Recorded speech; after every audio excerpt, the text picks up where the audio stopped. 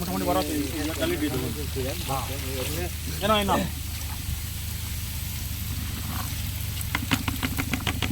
আছি আমরা ওইদিকে আছি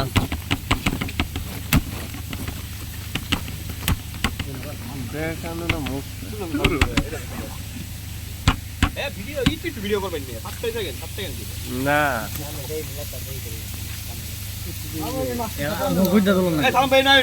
কেমন খুলে গিয়েছে এই কাকা আপনার টিকটক বানাবো